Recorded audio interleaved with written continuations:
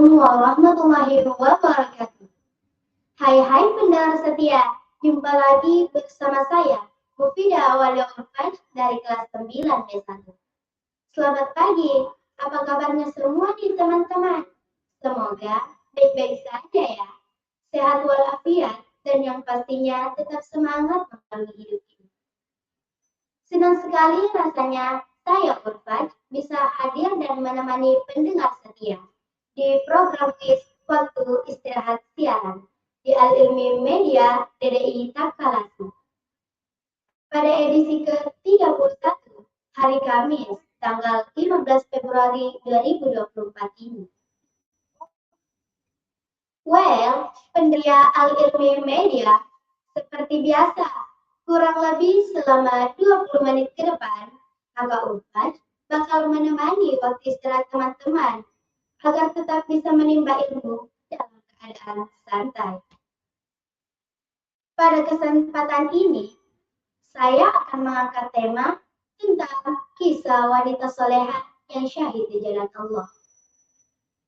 Sebelum kita memasuki pembahasan terlebih dahulu, kami ucapkan selamat kepada adik kita Andi Uswatun Nur Fakhra yang telah terpilih sebagai Ketua OSIS Putri MTS dari Takalasi.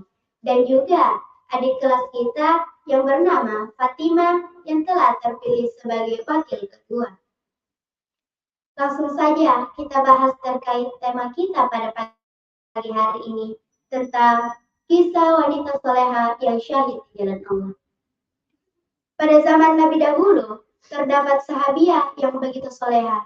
Ia menjadi wanita pertama yang syahid di jalan Allah. Ia bernama Sumayyah binti Khabat radhiyallahu anha. Saat itu, Sumayyah bukan seorang yang memiliki nama yang masyhur di kalangan masyarakat. Ia adalah seorang budak perempuan milik Abu Huzaifah bin Al-Mughirah. Ia adalah seorang perempuan yang ketika mendengar ayat suci Al-Quran pertama kali, langsung jatuh hati. Hatinya bersih dan sangat suci, sehingga mudah untuk menerima kebaikan. Sumayyah kemudian bersaksi setelah anaknya berhenti membaca ayat suci Al-Quran. Tak lama setelah itu, berita tentang keislaman keluarga kecil itu menyebar ke seluruh kabilah Arab, termasuk pada Bani Makhzum. Mereka begitu marah. Mereka kemudian mendatangi keluarga itu dan berniat untuk menyiksanya. Saat matahari telah berada tepat di atas kepala, mereka menyeret keluarga itu untuk memakai baju dari besi. Mereka berada tepat di lapangan yang begitu panas. Tak ada sedikit pun air yang bisa mereka minum. Jika telah terpanggang, Bani Makhzum menyeret mereka kembali ke rumah. Namun, tetap menyiksa mereka. Hal itu terjadi berulang-ulang. Pada zaman itu, siksaan seperti ini juga banyak yang merasakannya, terutama bagi mereka yang menyatakan keislamannya secara terbuka. Banyak yang mengintimidasi Sumayyah yang menyatakan keislamannya, termasuk Abu Jahal. Abu Jahal menyiksa Sumayyah serta keluarganya. Ia membunuh anggota keluarga Sumayyah satu persatu dengan siksaan. Namun, Sumayyah tetap tidak bergeming. Abu Jahal menancapkan tombak pendek pada tubuh Sumayyah hingga akhirnya ia menjadi seorang syahidah. Sumayyah adalah wanita pertama yang syahid saat Islam pertama-tama datang. Ia terbunuh karena keteguhannya dalam memegang agama Allah Subhanahu wa Ta'ala. Dia seorang wanita solehah yang tak tertarik pada iming-iming dunia. Baginya Allah cukup untuknya. Itu sebabnya ketika Abu Jahal menawarkannya untuk murtad, ia lebih memilih tetap pada keyakinannya.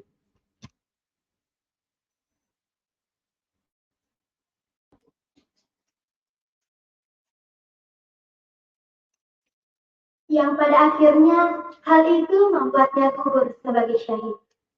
Wanita solehah di zaman dahulu memiliki banyak kisah yang begitu inspiratif untuk kita tiru dan masih banyak yang bisa kita teladani untuk kehidupan sekarang. Kisah-kisah dari para wanita dengan berbagai latar belakang yang berbeda. Siapakah saja itu serta bagaimana kisahnya. Dikutip dari berita.id, kesolehan adalah sebaik-baiknya perhiasan untuk wanita. Wanita yang soleha kelak akan menjadi bidadari dalam surga. Pada zaman dahulu, terdapat banyak profil perempuan yang soleha. Kisahnya begitu menginspirasi perempuan lainnya. Berkat ketaatannya kepada Allah, Allah janjikan untuk masuk ke dalam surganya. Tak hanya itu, yang berasal dari latar belakang yang baik, ada pula yang sebelumnya dari latar belakangnya yang kurang baik. Seorang wanita yang merupakan ahli maksiat, Allah akan mengampuninya jika ia bertaubat. Bahkan Allah menceritakannya pada Rasulullah. Rasulullah kemudian akan menyebarkan ke seluruh kebaikannya yang akan menginspirasi banyak wanita, baik di zaman Rasul hingga saat ini. Kisahnya justru begitu harum pada akhir hidupnya. Hal ini merupakan sebuah kabar gembira bagi mereka yang merasa tidak pantas masuk syurga. Kisah ini menunjukkan pada kita bahwa jangan berputus asa dengan rahmat Allah Subhanahu wa Ta'ala. Seburuk apapun seseorang, asalkan kamu mau kembali ke jalan Allah, maka sesungguhnya ampunan Allah begitu luas. Nah, teman-teman, sebelum saya akhiri pembahasan saya, sebuah lagu akan kupersembahkan untuk teman-temanku semua.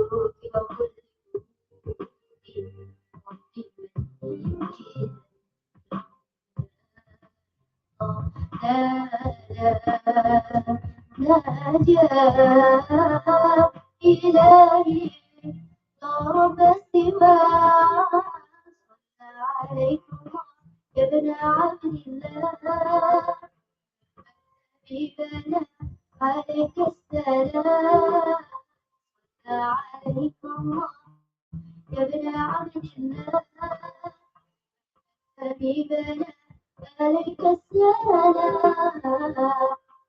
يا ربي والهوى صلى عليك الله وسلاما المغفير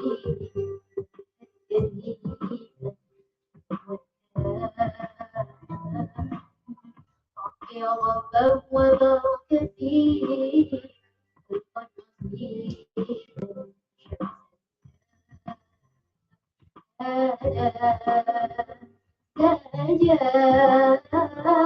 إلهي لا رب سوى صلى عليكم يا ابن عبد الله حبيبنا عليك السلام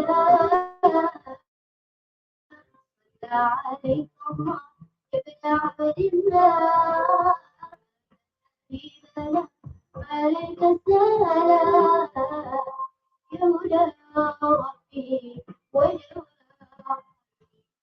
أما صلى عليك الله قد اصطفاك يتيم الهوى وبدين الحق قد علا يا رفيقي في السعاب وشفيعي في الحساب يا فترة جنى السهول لا لا إلهي لا رب سواك عليك الله ابن عبد الله حبيبنا عليك السلام عليك الله يا ابن عبد الله حبيبنا عليك السلام يا هدى ربي ودواء عليك الله يا هدى ربي ودواء محمد صلى عليك الله.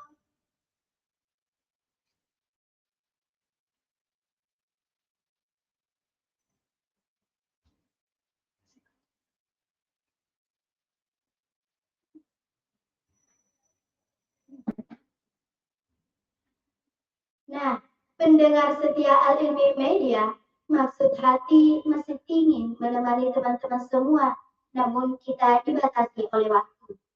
Kalau ada request atau ide menarik untuk disiarkan, silakan hubungi staf di Perpustakaan Al-Ilmi DDI Takalasi. Sampai jumpa di lain kesempatan. Saya Mufidah Awal pamit undur diri. Minallahil musta'an wa alaihi tiklan. Wassalamualaikum warahmatullahi wabarakatuh.